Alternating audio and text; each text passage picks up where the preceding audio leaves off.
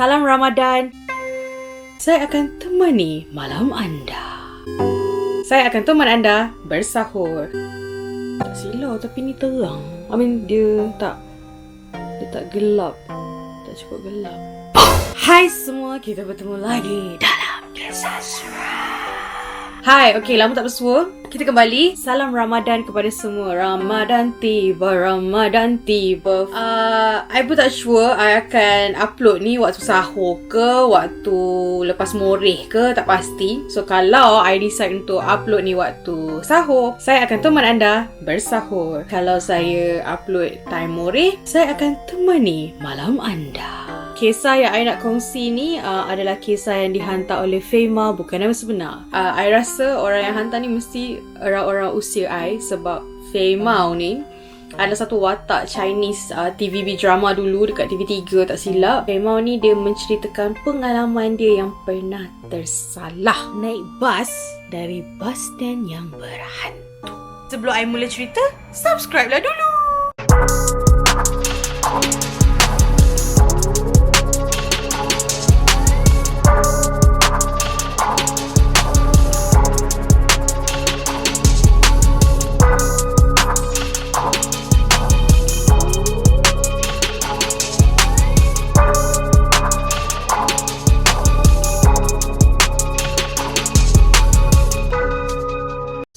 Bas stand berhantu. Waktu ni zaman 2000-an. So dekat Kuala Lumpur.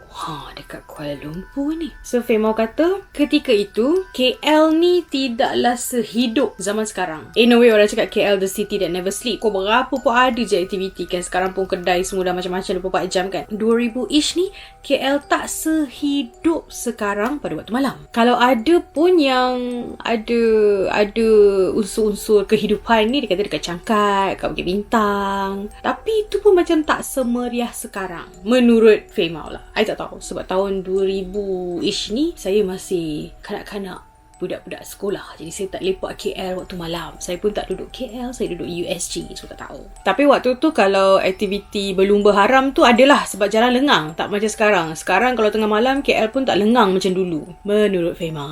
Fema ni dia kata waktu ni dia kerja dekat shopping complex. Dia kerja retail dan ada shift. Kalau shift pagi, dia paling heaven lah. Sebab dalam pukul 3 macam tu dah boleh balik. Tapi kalau dapat shift petang membawa ke malam, letih sikit lah.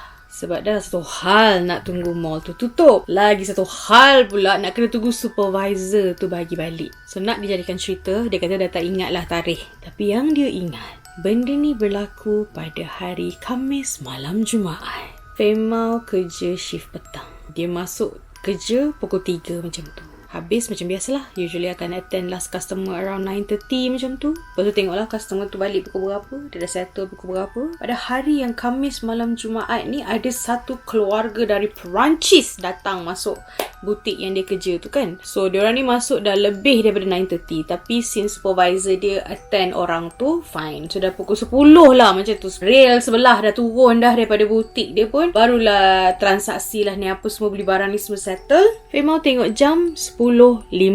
Tunggu berapa lama mungkin 10:30 sempat kot nak kejar bas. Tapi kalau bas tak sempat pun, bas dah gerak, tak apa, teksi ada. So ingat I jugalah kalau kita orang travel dulu-dulu nak pergi mana Subang Parade ke apa, memang naik cab. So tak apa, kalau bas tak ada, teksi mesti ada. And zaman dulu teksi kita boleh call. Kita boleh call teksi, nak minta teksi. Dia tak payah nak tahan-tahan tepi jalan je. So kita memang boleh call Super Cab, Sunlight, macam-macam lah jenama-jenama teksi ni, syarikat-syarikat teksi ni kan. So finally dah rasa macam dah 10 jam dah tunggu ni. Supervisor aku nak bagi balik ke tak bagi balik ni. Finally dah rasa macam 10 jam dah tunggu. Mata pun dah berat sangat, tak boleh nak buka ni. Supervisor dia kata okay guys, let's go home. So dia tengok jam dah pukul 10:10. Rasa macam 10 jam tunggu 25 minit. Okay, at least dia lega lah. Dalam pada dia tengah berjalan nak keluar daripada building mall tu, dia kata malam tu rasa surang tu lain macam sangat. Bukannya tak biasa nak balik kerja waktu kedai-kedai lain dah tutup kan, dah tarik grill tu semua kan. Tapi malam tu dia kata entah kenapa dia terperasan mall tu sunyi sangat, sepi lain macam. Dia sampai rasa seram sejuk, buru menaik. Selalu dia balik malam tak pernah pun macam tu. So Fema kata malam tu memang lain macam. That's when dia ingat sangat, ni Khamis malam Jumaat. Lepas tu sekarang dia ingat kejadian tu berlaku pada hari Khamis malam Jumaat. Dia pun lari. Dah takut kan, lari je keluar pergi dekat bus stop. Bus stop ni adalah bus stop yang dia selalu tunggu. Dia bukanlah bus stop yang aneh yang tiba-tiba ada bus stop muncul depan mall tu, tak ada. Ni memang bus stop yang sehari-hari pergi. Dia tunggu bus kat situ untuk balik ke rumah sewa dia yang terletak di area Kampung Baru. So kalau area Kampung Baru, mall, kita tak tahu sudah KLCC lah kot. Tapi tak pastilah sebab dia tak bagi tahu pun dia kerja kat mall kat mana. Dia memang berharap lah ada bus tu lalu. Sebab dia kata waktu zaman ini bus ni dia ikut mood driver, nak lalu-lalu lah, tak nak lalu lah. Sebab saya tak pasti. Kalau anda juga adalah pengguna Tega bus di area Kuala Lumpur waktu tahun 2000, drop a comment macam mana keadaan naik bus waktu tu. Nak berjalan kaki, dia kata balik ke Kampung Baru tu memang boleh. Tapi kan dia cakap tadi, masa dia tunggu lama sangat, dia punya supervisor nak buat closing tu, dia dah macam tak larat kan, mata benda tak larat nak buka. So memang tak nak jalan, memang nak naik bus. Dia memang letih sangat. So dia duduk situ tunggu. Dia tengok jam, dah 11:30 malam. Patutlah tak ada bas lalu. Dia macam takkan selama itu perjalanan dia daripada mall pergi duduk dekat bus stand ni. Dia memanglah rasa dia tunggu tapi tak adalah sampai berjam. Patutnya macam secara logiknya 10:45 okey lah. Ni dah 11:30 malam. Phone pula tinggal 1 bar je. Zaman ni tak ada power bank ya. Bateri 1 bar. Tak larat nak jalan balik. Jam pula dah 11:30 di tengah-tengah Kuala Lumpur yang dah gelap sunyi. Dia kata tak apalah, memang dah tak ada harapan lah nak tunggu bas 11:30. Dia kata tunggu teksi lah lalu-lalu kot. Sebab kalau nak call takut mati. Sebab phone dia memang tinggal 1 bar je. Dan dia decide macam, okay dah tak apalah, jalan je lah. Masa dia nak bangun nak jalan tu, tiba-tiba hujan selebat-lebatnya. I don't know, hujan. Tak ada gurur, tak ada apa, tak ada angin kuat. Tiba-tiba hujan turun selebat-lebatnya. Tak boleh nak jalan. Nak jalan balik pun dah terbantut. Bateri dah tinggal sikit. Bas dah tertentu lah takkan lalu. Allah, letihnya. Sekali lagi, dia rasa seram sejuk. Lain macam sepi malam tu. Hujan pula. Dia mula rasa takut. Tengok surrounding kosong. Dalam menong dia tunggu hujan ni reda. Dari jauh dia dengar bunyi kasut tumit tinggi. Ada orang. Tapi dia tak nampak daripada mana arah ni. Dia dengar. Dia tak pandang lagi tapi dia dengar dan dia daripada anak mata dia nampak lah ada sosok tubuh ni datang. Okey, dia lega. Adalah orang juga kat bus stop ni. Sebab dah takut sangat ni. Seorang-seorang hujan, sunyi, sepi, tak ada bunyi apa kan. So okey, dia tak toleh. Tapi dia tahu, adalah tu perempuan datang. So, ni bus stop, dia dekat sini, perempuan tu belah sini. So, dia macam dari anak mata je lah nampak, okey ada orang datang, lari, duduk kat bus stop tu. Adalah juga orang balik kerja lambat ni, okey. Tak seorang lah, tak sunyi lah. Dalam pada seminit 2 tu, dia beranikan diri, dia toleh nak tengok. Sebab wangi sangat. Femau. Dah tengah malam, sorang-sorang didatangi pula sosok wanita yang wangi. Dia toleh tengok. Waktu ni dia tak terfikir pun nak toleh, nak tengok hantu ke tak ke apa. Tapi dia macam excited. Aku dah tak sorang. Siapa ni yang balik lambat ni. So dia toleh. Perempuan tu duduk, tunduk. So dia punya rambut tu like literally tutup. So dari tepi tak nampak lah wajah wanita itu. Tak nampak. Wanita tu pakai baju merah. Dia tak perasan lah baju dress ke, baju kurung ke apa tak tahu. Tapi dia ingat warna merah. Wangi, harum semerbak satu bus stop tu. Happy dia ada orang. Tapi yang buat Femau tak jadi nak tegur. Sebab dia nak tanya, balik lambat juga ke? Duduk area mana nak berbual? Tapi tak jadi sebab dia tak nampak pun perempuan ni pegang payung. Dan dia tahu perempuan ni berlari tadi di dalam hujan sebab dengar dia punya kasut tumit tinggi tu kan klak. Kenapa wanita ni tak basah?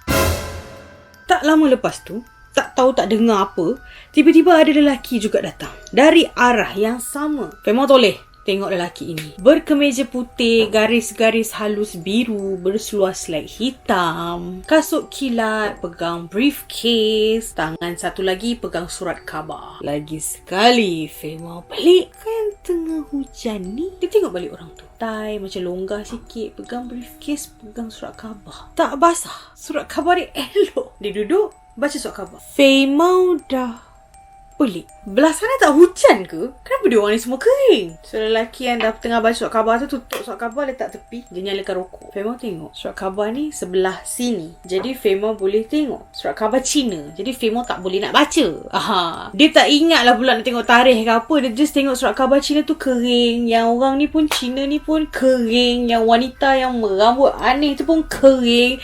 Tapi keliling ni kan lebat, hujan. Dari jauh nampak ada bas datang. Leganya. Ada lagi bas nak datang. Alhamdulillah. Jauh ni nampak dah lampu bas tu. Lega. Fema excited. Dia pun bangun. Nak naik bas. Dia tak peduli dah bas tu nombor berapa ke apa. Yelah kadang bas kan ada tulis number, ada tulis destinasi semua kan. Tak ada, dia tak peduli. Ada janji ada bas dia nak naik je. Bas tu stop lah tak mana-mana ke apa. Dia kalau tak lalu ke baru sekalipun, kalau lalu berdekatan dia tak kisahlah. Sebab pernah je dia kata dia naik bas intra-kota. Waktu tu dah malam. Bas tu punya laluan originally bukan lalu Kampung Baru pun. Tapi driver bas tanya nak pergi mana. Dia sebut Kampung Baru. Bas tu pergi je. So dia kata kalau tengah malam ni ikut budi bicara driver lah. So let's just naik the bus. Makin dekat bas ni lampu dia terlalu kuat, terlalu terang sampai silau mata dibuatnya. Pelik juga bas ni tak ada bunyi tau. Selalu bas sampai dia ada bunyi enjin dia tu. Tapi bas ni senyap je. Bas ni pun break depan bus stop tu. Fema kata dia break pun tak ada bunyi. Macam bas ni bergerak floating. Tak ada bunyi, tak ada apa. Senyap sunyi je. Dia tengok bas ni, kosong. Sempatlah kot ni kalau aku nak borak kejap dengan driver suruh drop kat Kampung Baru ni. Boleh ni. So lelaki dengan wanita yang tak basah tadi tu pun bangun nak naik bas. So Fema ni pun jalanlah, berdirilah belakang wanita yang harum semerbak tu, masih wangi. Lelaki tu naik dulu. Tak bunyi juga dia pijak tangga besi nak naik bas tu. Senyap je, semuanya senyap sangat. Dia dah pelik dah kat situ. So yang perempuan tu pun naik. Tadi kan masa perempuan tu duduk klak bunyi heels dia kan. Ni naik bas tak bunyi apa pun. So Fema naik pula. Bila Fema naik, Fema toleh nak tengok kerusi. Tiba-tiba seat semua penuh. Semua penumpang pun tengah memandang dia. Tadi dia memang tengok masa bas tu sampai, bas tu kosong. Ni tiba-tiba penuh pula dan tak ada seat kosong. Okeylah, tak apalah, dia boleh je berdiri. Dia tengok driver ni pun duk pandang je dia semacam. So dia nak bergerak, zap! Ada orang tepuk tangan dia. Dia toleh. Ada nenek ni, tua sangat muka dia. Nenek ni cuma cakap, belum masa untuk kau naik bas ni. Terjaga. Lah, dia rupanya tertidur dekat bus stand tu. Ada bas depan muka dia. Lah, aku mimpi. Bas. Dia nak naik bas. Tapi bas ni bergerak. Tak ada bunyi. Dan dia tengok penuh. Dan di hujung sekali, dia tengok passenger yang kat tepi tingkap tu. Muka nenek yang dalam mimpi dia tu.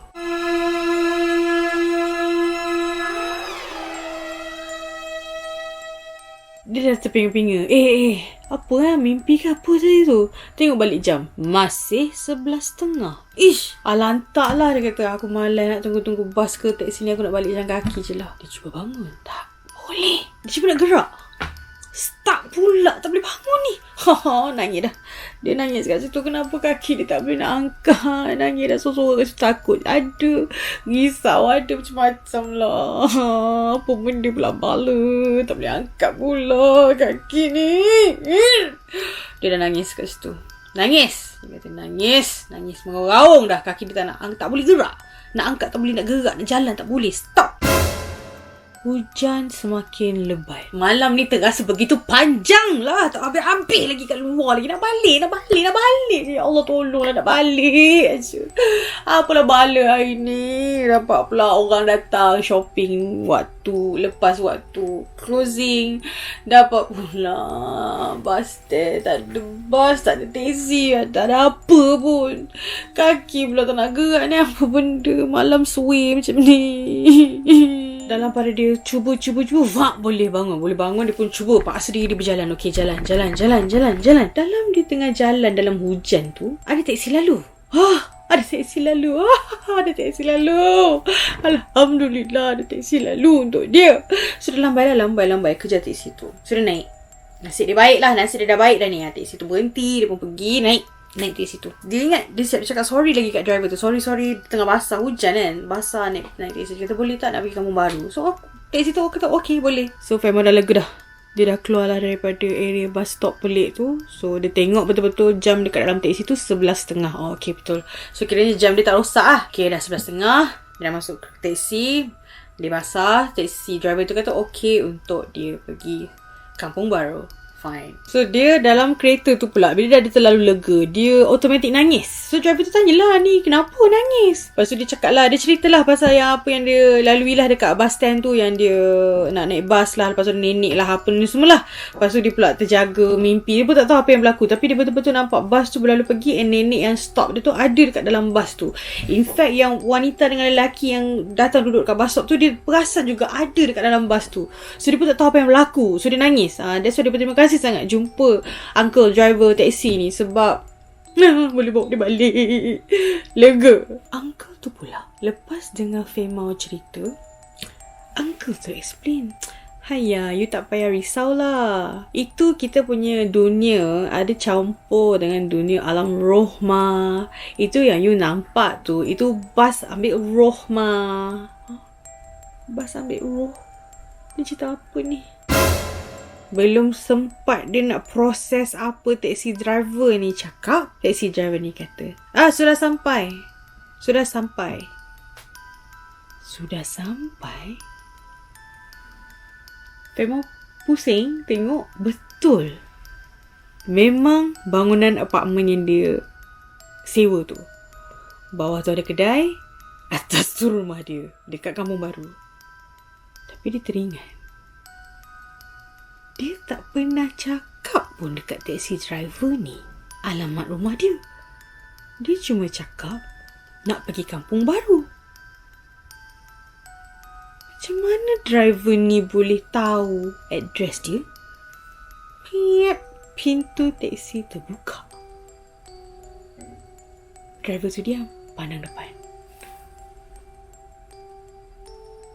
Femau pun keluar. Pintu tu tutup sendiri.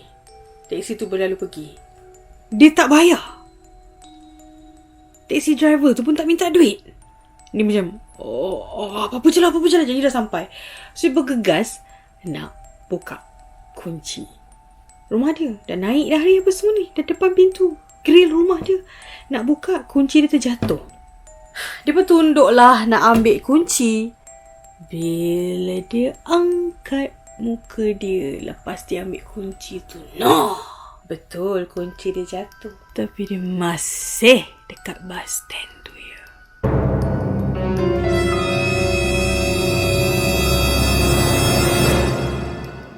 Jadi yang dia berjalan tadi tu, yang dalam basah, naik teksi apa ni semua, apa tu? Tak berlaku. Badan dia kering aja, dia masih dekat dalam bus stand tu. Femau punya meraung lah. Dia lari pergi kat tengah-tengah jalan dari bus stop tu. Dia pergi lari tengah jalan. So dia tengok bus stop tu. Yang anehnya, tengah jalan tu kering Bila dia tengok bus stop tu, daripada tengah jalan, tengah-tengah halam tu, bus stop tu kering, tak ada hujan pun. Yang dia tadi duduk tak boleh nak berjalan apa semua sebab hujan tengah lebat tu, itu apa? Dia dah takut. Dia gigi-gigi lah kat tengah-tengah jalan. Di tengah kota Kuala Lumpur, tengok bus stop yang tadi basah hujan apa semua, sekarang ni tak hujan pun situasinya. Dia tengok jam, masih 11.30 malam. Dan pada dia meraung kat tengah jalan tu, adalah lalu 2 polis peronda. So polis ni tahanlah dia. Ada 2 orang polis peronda ni, 2 motor. So polis sana, buat apa kat sini tengah halam ni semua, tanya kan. Dia explain. Dia explain, dia habis kerja, dia balik, dia pergi bus stop ni. Dia cakap dia kena kacau hantu dah 2 kali dah ni. Polis pun macam nak dengar, percaya tak percayalah. So what the police did was, polis ni decide untuk bawa dia balik rumah dekat Kampung Baru tu. So dia pun bagi tahu lah polis tu alamat apa semua. So dia naik motor satu polis lagi just teman je. Masa nak gerak tinggalkan kawasan itu, dia sempat toleh. Bus stop tu penuh penuh, sesak, ramai gila orang. Dan semua orang yang beratur, berduduk, berdiri dekat bus stop tu, semua pandang dia. Dia yang tengah membonceng motor ni, toleh. Allah, tak kisahlah. Janji sekarang ni abang polis ni dah tolong aku. Kat belakang pun ada orang lagi, seorang anggota tu. Bawa dia balik, dia dah lega.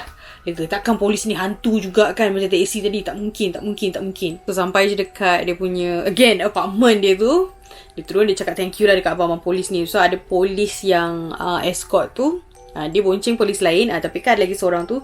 So abang tu tepuk bahu dia. Dia cakap sebelum nak masuk rumah ni, ludah 3 kali dulu, hentaklah kaki sikit sebelum masuk rumah, bagi salam. So sekali lagi dia pun say thank you. Dia pun naik. Masa dia nak naik rumah tu, dia nampak polis tu masih kat situ lagi. So dia daripada bangunan dia pergi kat tepi koridor tu sikit, dia lambai, say thank you, lambai. Dia barulah jalan balik kat rumah. So masa dia nak buka pintu grill rumah dia tu, nak masuk mangga tu, dia teringat abang polis cakap ludah 3 kali, betul hentak lah kaki kau. Okay, so dia pun ludah, tui, hentak kaki. So buka rumah, Assalamualaikum, masuk, tutup grill apa semua.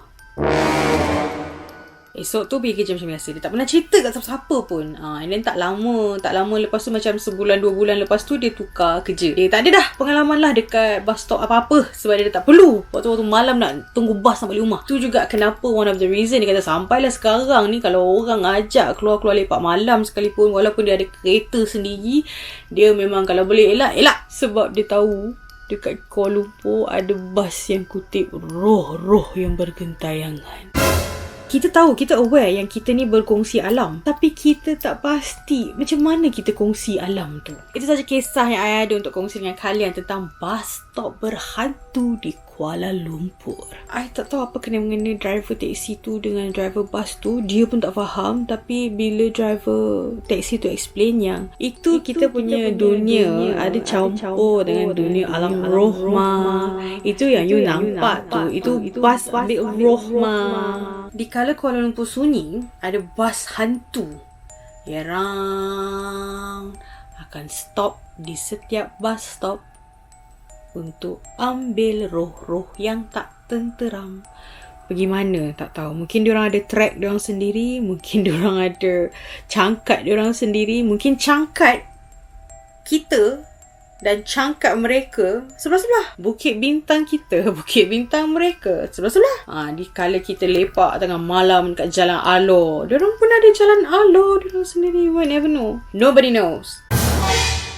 Pengajaran yang kita boleh ambil daripada ini ialah, kalau korang perasan dalam story Femau, satu kali pun dia tak ada baca apa-apa. I pun masa awal baca email tu, I tak pasti dia Muslim ke non-Muslim. Tapi bila last dah anggota polis tu cakap ludah 3 kali, hentak kaki, lepas tu balik baru bagi salam, masuk rumah baru bagi salam kan. So mungkin kadang-kadang bila kita terjadi sesuatu yang di luar jangkaan kita, kita lupa. Kalau kita tengok cerita hantu kan, aduh kau ni baca surah An-Nas, kita senang cakap, tapi bila jadi kat kita, banyak benda yang kita terlepas pandang. So yang ni, let's remind ourselves, kalau terjadi apa-apa benda aneh dekat kita, kalau lupa sangat sekali apa-apa yang nak dibaca, boleh je baca surah An-Nas, baca Al-Fatihah ke. Kalau ayat kursi time tu dah tak ingat, tak apa, zikir je lah nama, ya Allah, ya Allah, ya Allah, bantu aku, tak apa. Janji kita cuba. Sebab I pun tak tahu kalau kita I pun bukan orang yang pakar kan, kalau apa yang berlaku, apa kita nak kena buat.